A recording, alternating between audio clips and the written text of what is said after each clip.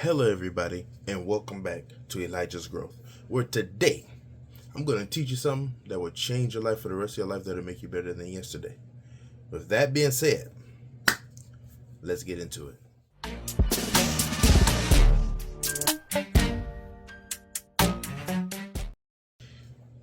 Now, today I want to talk to you about how to get good at a language. How to get good at a language. Now, of course, we all want to get good at a language.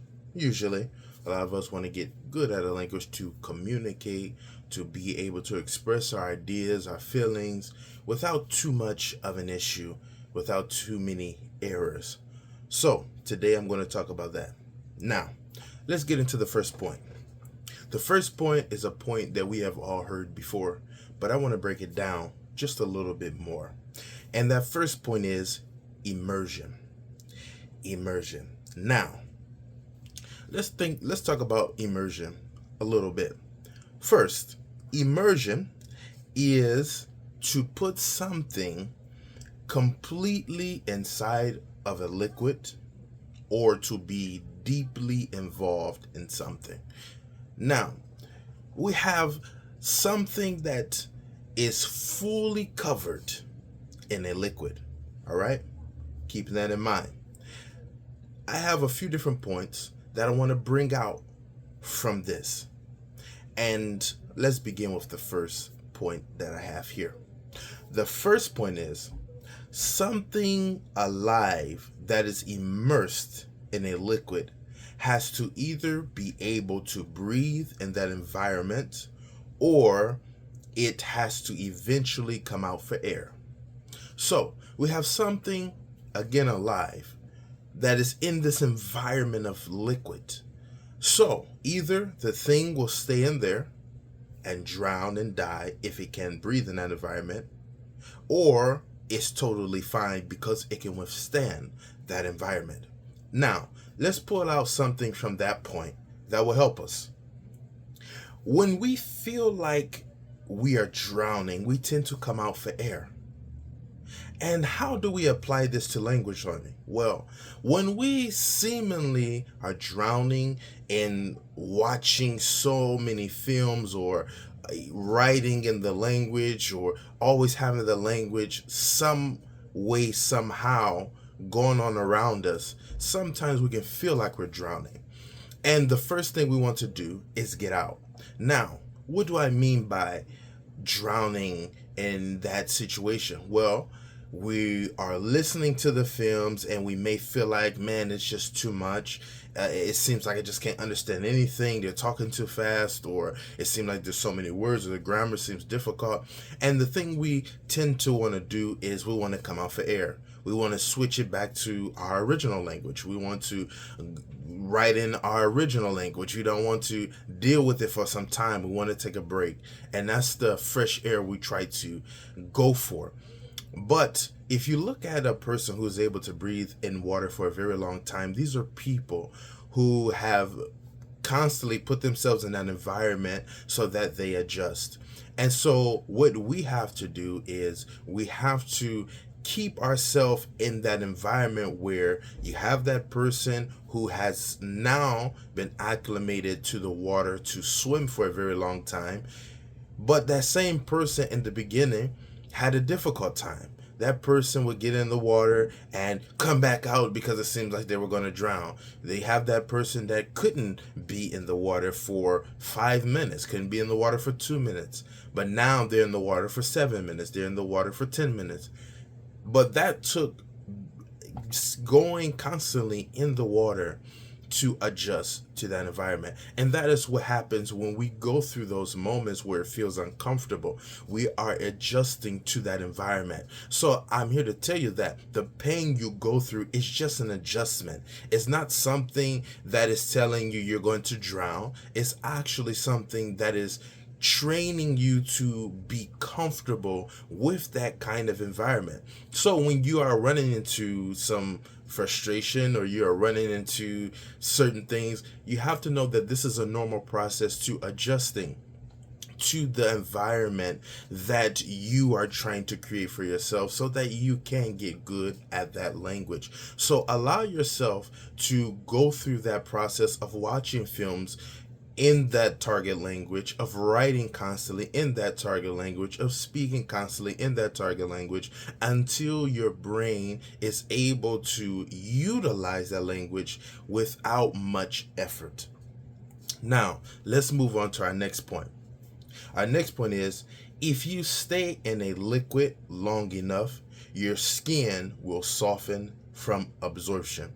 So, when you have a person who goes into the water, maybe their skin seemed to be dry when they went in, but when they come out, usually the skin is usually more moist because of course of the liquid, and the skin has absorbed the water to some extent.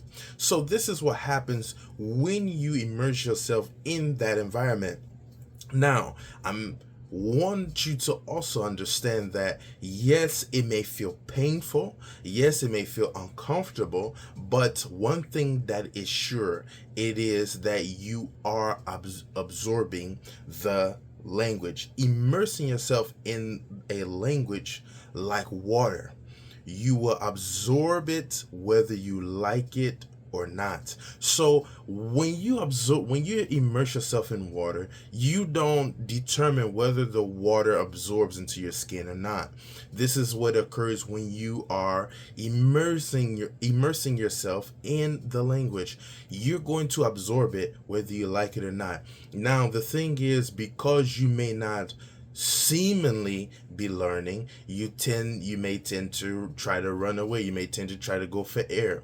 But I'm here to assure you that the language that you are immersing yourself in will absorb into your brain whether you like it or not, because it is the brain tendency to try to adapt to an environment, to try to understand its surroundings. So as long as you keep yourself in that environment, your brain will begin to learn things even if you don't see the results that is occurring in your brain.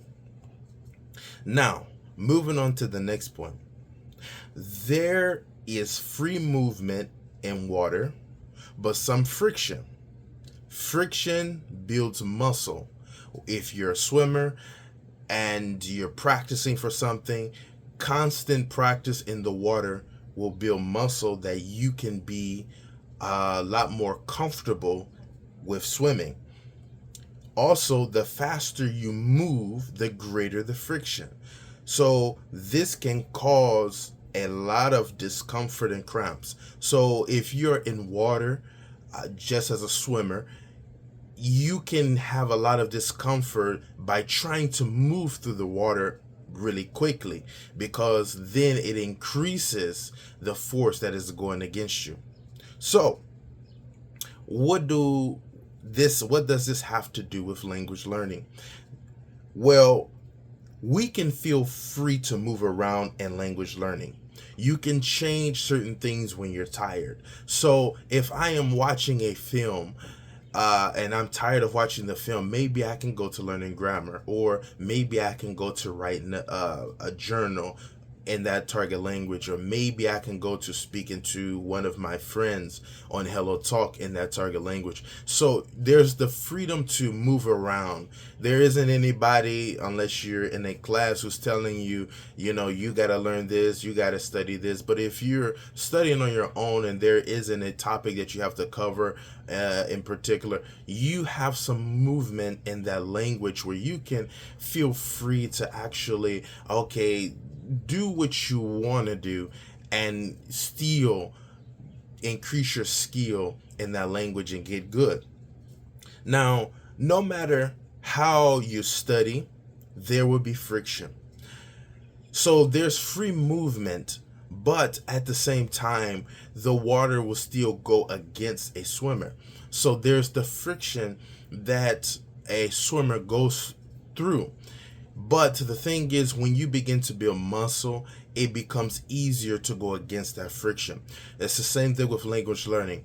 As you begin to get better in that immersion, what happens is you start to build this muscle in your mind to be able to handle all of the grammar and handle the films and handle the writing, because now you are building this vocabulary, you are building this skill in the language, and now you're building this muscle to go against the friction. But you have to be in it in order to experience the friction so that you can build that strength in the language. But you have to be in there, you have to be in the situation, you have to be immersed in that language. But also, if you're moving too fast, like a person who's in water, if you're moving too fast, what can happen is you can have a lot of discomfort. Things can seemingly be too much because now you're moving too fast. Where you have the free movement, you will have some friction, but it can seem to be worse if you try to move too fast, trying to get to the next level, and you should be in A1 but you're in B2, you should be in B2 and you're in C2, and so then it can seem like it's just too difficult to handle.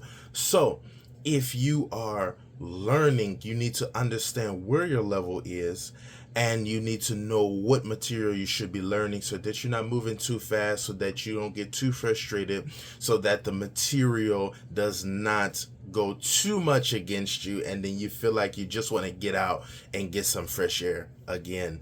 So understand that there's friction, but don't make too much friction. Hello everyone, thanks for watching the video. That was part 1 of the video. If you would like to see part 2, please like and comment. Let me know that you would like to see part 2, and I'll go ahead and post that one. But again, thank you for watching the video, and I'll see you in part 2.